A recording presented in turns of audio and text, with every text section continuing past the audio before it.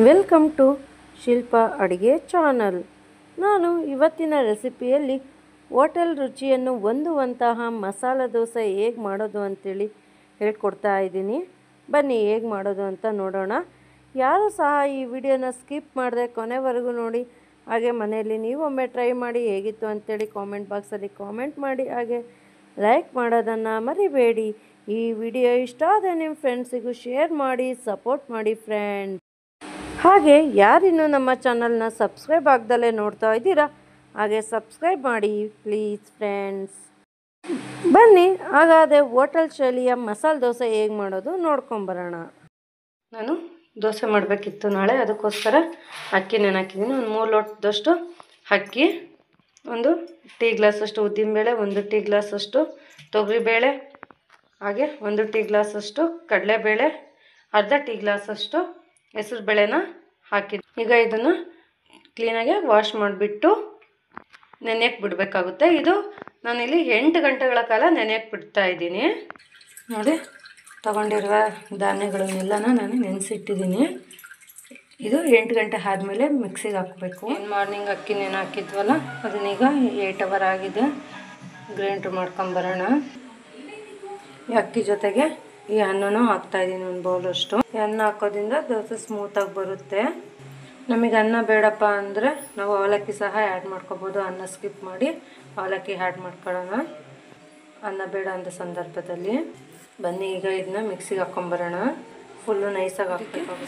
ಸ್ವಲ್ಪನೇ ನೀರು ಆ್ಯಡ್ ಮಾಡ್ಕೊತ ಮಿಕ್ಸಿ ಮಾಡೋಣ. ಭಾಳ ನೀರು ಮಾಡಬೇಡ್ರಿ, ಆದಷ್ಟು ಹಿಟ್ಟು ಗಟ್ಟಿಗೆ ಇರಲಿ. ನೀರು ಹಾಕಲಿ ಅಂದರೆ ಮಿಕ್ಸಿ ಆಡೋಲ್ಲ ಅಂತ ಸ್ವಲ್ಪ ನೀರು ಆ್ಯಡ್ ಮಾಡಿ ಮಿಕ್ಸಿ. ಈ ಥರ ಫುಲ್ ನೈಸು ಬೇಡ, ಸ್ವಲ್ಪ ಗಟ್ಟಿಗೆ ಇರಲಿ.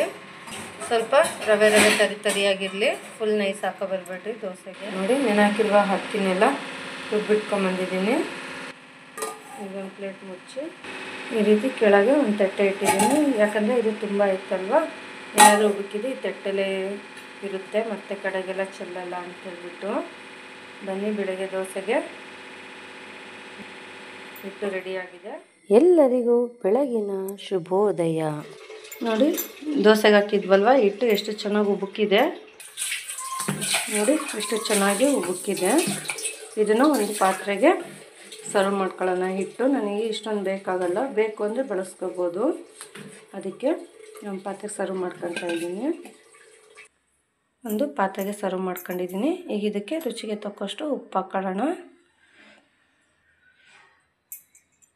ನೋಡಿ, ಉಪ್ಪು ಹಾಕ್ಮೇಲೆ ಈ ರೀತಿ ಚೆನ್ನಾಗಿ ಮಿಶ್ರಣ ಮಾಡಬೇಕು. ಈ ರೀತಿ ಸರಿಯಾಗಿ ಮಿಶ್ರಣ ಮಾಡಬೇಕು. ಉಪ್ಪು ಹಿಟ್ಟು ಎಲ್ಲ ಮಿಶ್ರಣ ಆಗಬೇಕು. ಇದಕ್ಕೆ ನಾನು ಸೋಡಾ ಪುಡಿನ ಯೂಸ್ ಮಾಡ್ತಾ ಇಲ್ಲ, ಬರೀ ಉಪ್ಪನ್ನು ಮಾತ್ರ ಆ್ಯಡ್ ಮಾಡ್ತಾ ಇದ್ದೀನಿ. ಈ ಹಿಟ್ಟಿಗೆ ಸ್ವಲ್ಪ ಶುಗರ್ ಆ್ಯಡ್ ಮಾಡಿದರೆ ಇನ್ನೂ ಟೇಸ್ಟಾಗಿ ಬರುತ್ತೆ, ಕಲರ್ಫುಲ್ಲಾಗಿರುತ್ತೆ ದೋಸೆ. ಬಟ್ ನಾನಿಲ್ಲಿ ಶುಗರ್ ಆ್ಯಡ್ ಮಾಡ್ತಾ ಇಲ್ಲ. ಈಗ ಹಂಚು ಕಾದಿದೆ, ಸ್ವಲ್ಪ ನೀರನ್ನು ಸಿಂಗಿಸಿ ಈ ರೀತಿ ದೋಸೆ ಹಾಕೋಣ. ದೋಸೆ ಹಾಕಬೇಕಾದ್ರೆ ಸ್ಟವ್ ಲೋ ಫ್ಲೇಮಲ್ಲಿರಬೇಕು.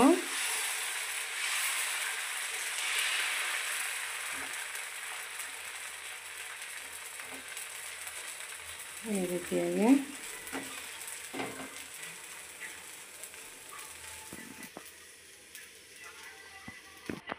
ಈಗ ಇದಕ್ಕೆ ಒಂದು ಪ್ಲೇಟನ್ನು ಮುಚ್ಚಿಬಿಟ್ಟು ಹೈ ಫ್ಲೇಮ್ ಮಾಡೋಣ. ಒಂದು 30 ಸೆಕೆಂಡ್ಸ್ ಆದರೆ ಸಾಕು.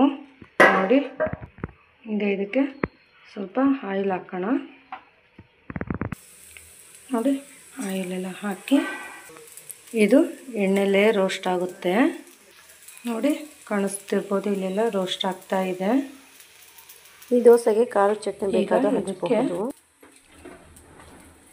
ಸ್ವಲ್ಪ ಆಲೂಗಡ್ಡೆ ಪಲ್ಯ ಇಟ್ಟು ಈ ರೀತಿಯಾಗಿ ಮುದುರಿದ ಮಸಾಲೆ ದೋಸೆ ರೆಡಿ. ನೋಡಿ, ಮಸಾಲೆ ದೋಸೆ, ಗರಿ ಗರಿಯಾದ ಮಸಾಲೆ ದೋಸೆ ಪಲ್ಯ ಚಟ್ನಿಯೊಂದಿಗೆ ಸವಿಯಲು ಸಿದ್ಧವಾಗಿದೆ. ಈ ವಿಡಿಯೋ ನಿಮಗೆ ಇಷ್ಟವಾದರೆ ನಿಮ್ಮ ಫ್ರೆಂಡ್ಸಿಗೂ ಶೇರ್ ಮಾಡಿ, ಹಾಗೆ ಸಪೋರ್ಟ್ ಮಾಡಿ. Thank you for watching to all.